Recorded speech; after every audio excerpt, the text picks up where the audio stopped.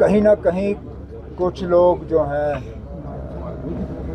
फिल्में सिर्फ प्रोपेगेंडा के लिए बनाते हैं, लेकिन उसका ये मतलब नहीं है कि सारा बॉलीवुड खराब है। कुछ लोग असलियत को पेश करने के बजाय उसको थोड़ा तोड़ मरोड़ के पेश करते हैं ताकि उनकी फिल्में और चलें या मरकज़ की हुकूमत जो है उनसे खुश हो। लेकिन क्या उसका ये मतलब हम निकालें कि हमें यहाँ फिल्म की शूटिंग ही नहीं करानी चाहिए या हमें बॉलीवुड के साथ जो हमारा पुराना रिश्ता है उसको तोड़ना चाहिए? हमारी तो यही कोशिश है कि इस फिल्म फेस्टिवल के तहत लोगों को पता चले कि प्रोपेगेंडा के अलावा भी बॉलीवुड में अच्छी पिक्चरें बनती हैं। बॉलीवुड में वो पिक्चरें बनती हैं जो आप और मैं देख के जो हैं खुश होंगे, और यही कुछ हम कोशिश करेंगे। जो पहला फिल्म फेस्टिवल है हमारा कश्मीर इंटरनेशनल फिल्म फेस्टिवल, उसमें इस तरह की पिक्चरें और डॉक्यूमेंट्रीज़, लेकिन उसके साथ साथ एक हिस्सा उसके लिए रखा गया है जो हमारे लोकल फिल्म मेकर्स हैं, उनकी बात कोई नहीं करता। उनका जिस टैलेंट की बात इम्तियाज़ अली साहब ने की, जिस टैलेंट की बात मुज़फ़्फ़र अली साहब ने की, उनको अपना टैलेंट दिखाने का मौका ही नहीं मिलता। इसलिए इस first international Kashmir film festival में लोकल फिल्म मेकर्स और लोकल डॉक्यूमेंट्री मेकर्स के लिए एक खसूसी सेगमेंट और उनके लिए कुछ खसूसी इनाम रखे गए हैं, ताकि हमारे अपने जो टैलेंटेड फिल्म मेकर्स और डॉक्यूमेंट्री मेकर्स हैं वो भी अपना जो किया हुआ जो उन्होंने बनाया है वो हमारे लोगों के सामने रखें। Omar sir, CJP says that Who say?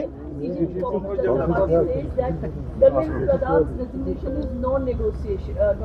How do you see it? Because after meeting the leaders also, the ice is not breaking. और आपने they are entitled to make the demands that they want to. It is for government of India now to see whether they want this protest of the youth to continue or not. क्योंकि मुझे नहीं लगता है ये youngsters जो हैं ये पीछे हटने के लिए तैयार हैं। सोनम वांगचुक साहब ने अपना प्रोटेस्ट तो तोड़ा, लेकिन यूथ ने अपना प्रोटेस्ट वापस नहीं लिया।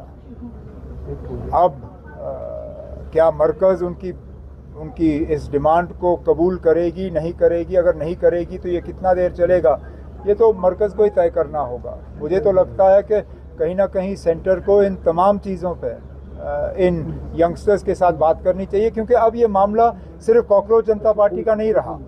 मुझे नहीं लगता है कि कॉकरोच जनता पार्टी को अब इस प्रोटेस्ट पे कोई कंट्रोल भी रहा है, ये अब उनके कंट्रोल से भी बाहर चला गया है।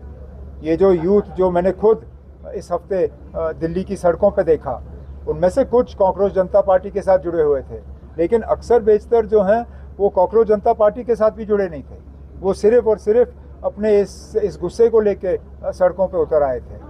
तो अब मरकज़ इसके बारे में क्या करेगी, ये तो मरकज़ तक है। मतलब आपने यहाँ लोकल फिल्म मेकर्स की बात की है, जैसे बॉलीवुड के लोग यहाँ आते हैं, if I am not wrong, वो सस्ते में यहाँ फिल्म बनाते हैं, पोर्ट्रेट कोई और जगह की जाती है। ज्यादातर जो हमारे लोकल फिल्म मेकर्स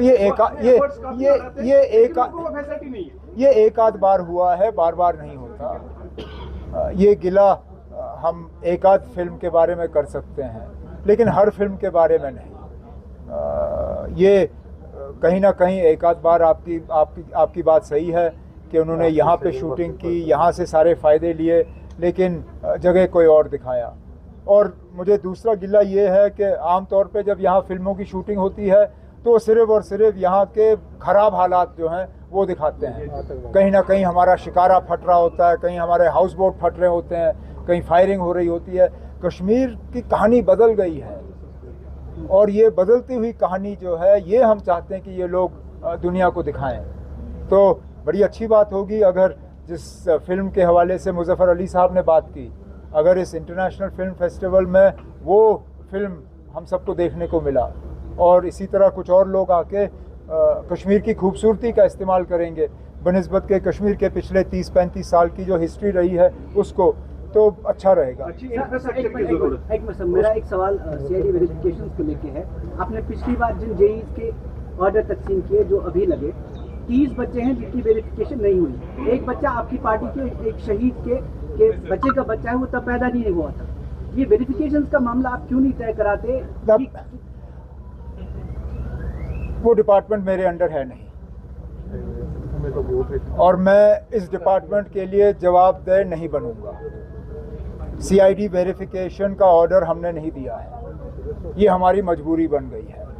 लेकिन अगर आपका कोई सवाल या कोई खदशात सीआईडी वेरिफिकेशन को लेके हैं, या तो आप सीआईडी डिपार्टमेंट के हेड से पूछिए या फिर डीजी पुलिस से पूछिए, और अगर कभी आपको मौका मिला तो एलजी साहब से पूछ लीजिए। क्योंकि ना ये नहीं, जिन डिपार्टमेंट्स की जिम्मेदारी मेरे पास है मैं उन डिपार्टमेंट्स के लिए जवाब दे सकता हूँ, जिन डिपार्टमेंट्स की जिम्मेदारी मेरे पास नहीं है उनके लिए मैं जवाबदेह नहीं हूँ। क्या आप इंजीनियरिंग के क्षेत्र में अपना सुनहरा भविष्य बनाना चाहते हैं? तो आपके लिए खुशखबरी है। जम्मू कश्मीर में तकनीकी शिक्षा का एक भरोसेमंद नाम बन चुका Yogananda college of engineering and technology Jammu लेकर आया है आपके सपनों को नई उड़ान देने का सुनहरा अवसर। YCT में बीटेक रेगुलर और लेटरल एंट्री के लिए एडमिशन शुरू हो चुके हैं।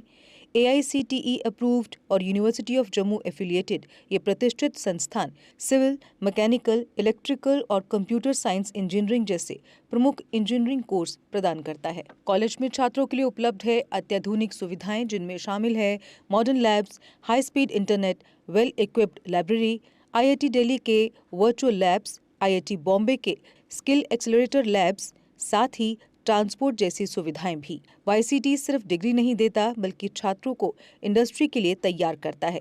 कॉलेज का प्लेसमेंट रिकॉर्ड भी शानदार रहा है। YCT जहां बेहतरीन शिक्षा, आधुनिक तकनीक और उज्जवल भविष्य का मिलता है भरोसा। आज ही एडमिशन लें और अपने सपनों को दे सफलता की नई दिशा। Dear parents, I am very sure that your queries with regard to admission of the child in engineering stream shall be fulfilled by our faculty members. Please do visit us before seeking admission anywhere. Jammu Kashmir की खबरों के लिए जुड़े रहिए GK update के साथ।